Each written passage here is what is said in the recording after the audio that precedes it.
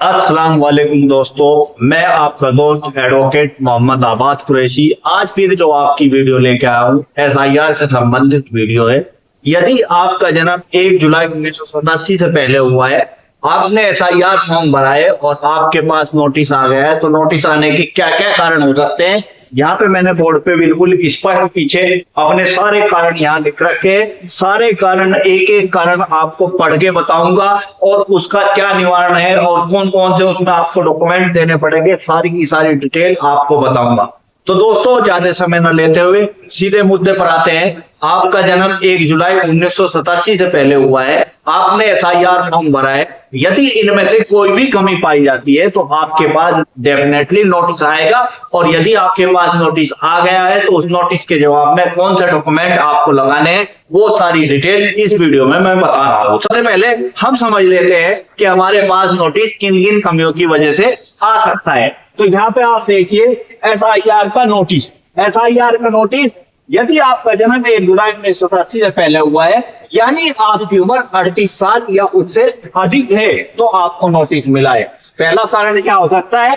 सबसे पहला कारण है आपका या आपके माता पिता, दादा दादी, नाना नानी का नाम पिछली SIR की सूची 2002 की हो, 2003 की, 2005 की या 2004 की, वो इसी में पिछली SIR सूची हो उसमें नहीं है। यानी किसी का भी नाम नहीं है, ना आपका है ना आपके माता पिता, दादा दादी, नाना नानी, किसी का भी नाम पिछली सूची में नहीं है, तो आप पे नोटिस पक्का आएगा, डेफिनेटली आएगा। उसके जवाब में कौन सा डॉक्यूमेंट देना है आगे मैं वीडियो में बताऊंगा। दूसरा रीजन हो सकता है 2003-2005 यानी कि पिछली सूची की जो लिस्ट है और वर्तमान लिस्ट में, पिछली लिस्ट और वर्तमान लिस्ट, उसमें आपके नाम, पिता के नाम या जन्म तिथि, यानी पहले नाम कुछ अलग था, अब नाम कुछ अलग है, कुछ उसमें मिसमैच हो गया, स्पेलिंग मिसमैच हो गई या कैरेक्टर थोड़ा बहुत चेंज हो गया, पिता का नाम में कोई गड़बड़ हो गई या आपने जन्म तिथि सही करा दी, तो भी आपको नोटिस मिलेगा। तीसरा रीजन होगा माता पिता के साथ आपने मैपिंग की है और माता पिता की मैपिंग में आपका माता पिता की उम्र में और आपकी उम्र में यदि 15 वर्ष से कम का अंतर है या 40 वर्ष से अधिक का अंतर है, तो आपको नोटिस मिलेगा। अगला रीजन आता है आपने अपनी मैपिंग दादा दादी के साथ, नाना नानी के साथ, इनमें से किसी के भी साथ आपने मैपिंग की है और आपके दादा दादी या नानी नानी की उम्र में 40 साल या 40 साल से कम का यदि अंतर पाया जाता है तो आपको नोटिस आएगा। भाई भाई है, भाई बहन है और उनकी उम्र में 9 महीने से कम का अंतर यदि मिलता है तो आपको नोटिस आएगा। और फिर एक अगला लास्ट रीजन है, कोई महिला है, उसका SIR फॉर्म भरा, पिछली जो आपने मैपिंग जिसमें की है उसमें उसकी खुद की वोट थी, वो पिता के साथ वोट थी, और वर्तमान में जो लिस्ट है उसमें उसकी अपने पति के साथ वोट है, तो पिछली वोटर लिस्ट और आपकी वोटर लिस्ट में अंतर आ गया तो नोटिस आएगा, डॉक्यूमेंट देने पड़ेंगे। तो कौन कौन से डॉक्यूमेंट है जो आपको SIR फॉर्म मिला है उसके जस्ट पीछे 11 डॉक्यूमेंट की एक लिस्ट दी है। 12वां डॉक्यूमेंट आपका आधार कार्ड है। ये 11 डॉक्यूमेंट मैं आपको पढ़ के बता देता हूं और एक एक डॉक्यूमेंट के बारे में आपको अच्छी तरह समझा देता हूं। सबसे पहला डॉक्यूमेंट है केंद्र / राज्य सरकार / PSU के नियमित कर्मचारी / पेंशन का पहचान पत्र, पेंशन ऑर्डर।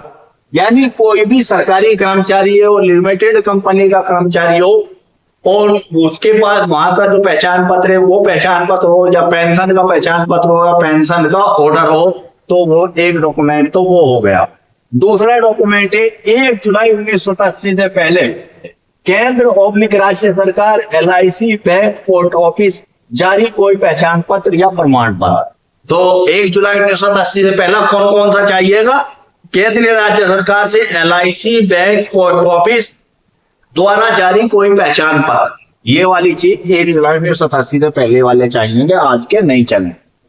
नंबर 3 पे आता है आपका जन्म प्रमाण पत्र, बर्थ सर्टिफिकेट। नंबर 4 आता है पासपोर्ट और नंबर 5 आता है मैट्रिक शैक्षिक प्रमाण पत्र यानी 10वीं की मार्कशीट या लिविंग सर्टिफिकेट, ट्रांसफर, TC। स्थायी निवास प्रमाण पत्र, कौन सा प्रमाण पत्र? स्थायी निवास प्रमाण पत्र, ये DMT के द्वारा जारी किया जाता है।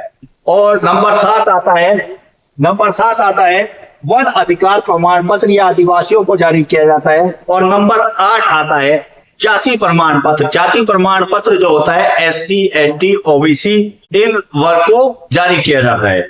और नंबर 9 जो आता है राष्ट्रीय नागरिक रजिस्टर NRC जहां लागू हो। ये सिर्फ आसाम में लागू हुई, आसाम के अलावा कहीं लागू हुई हो। आसाम में NRC का रजिस्टर भी है, वो भी डॉक्यूमेंट्री प्रूफ में चाहिए। और 10वें नंबर पे जो आता है राज्य स्थानीय प्राधिकरण द्वारा तैयार परिवार रजिस्टर।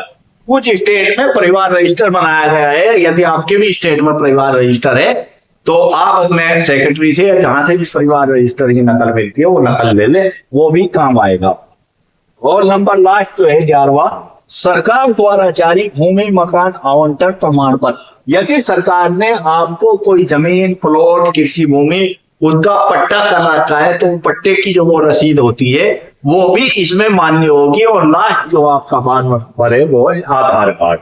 आधार कार्ड के साथ इन 11 डॉक्यूमेंट में से कोई भी एक डॉक्यूमेंट आप लगा के दे सकते हैं और आपका जो भी नोटिस का जवाब होगा वो आपका क्लियर हो जाएगा। तो ये 2 डॉक्यूमेंट जाएंगे, पहला आधार कार्ड, दूसरा जो मैंने 11 डॉक्यूमेंट आपको पढ़ के सुनाए हैं बताएं, इन 11 में से कोई भी एक डॉक्यूमेंट आपको आधार कार्ड के साथ लगा के नोटिस के साथ दे देना है, आपका काम हो जाएगा। इनमें मैं आपको बता दूं 1987 से पहले 38 साल से ज्यादा उम्र हो गई, यदि आप पढ़े लिखे हैं तो सबसे पहले आप अपना स्कूल से TC बनवा ले, TC कटवा ले, वो 5वीं की हो, 8वीं की हो, 10वीं 12वीं कोई सी भी हो। यदि आप ज्यादा पढ़े लिखे हैं 10वीं की जो आपकी मार्कशीट सनद है वो काम आएगी। ठीक है, अब आप पढ़े लिखे नहीं है, अनपढ़ है, तो सबसे आसान है परिवार रजिस्टर की नकल। परिवार रजिस्टर की नकल बनवा लें, बहुत ही आसानी से बन जाती है, वो आपके काम आएगी। फिर उसके बाद यदि आप मतलब पढ़े लिखे भी नहीं है, अनपढ़ हैं आप और आपके पास ये बन नहीं पा रहा है, तो आप जो है अपनी तहसील से, यदि आप SC ST या OBC में आते हैं तो आप अपनी तहसील से जाति प्रमाण पत्र बनवा लें। 5 7 10 दिन में बन जाता है।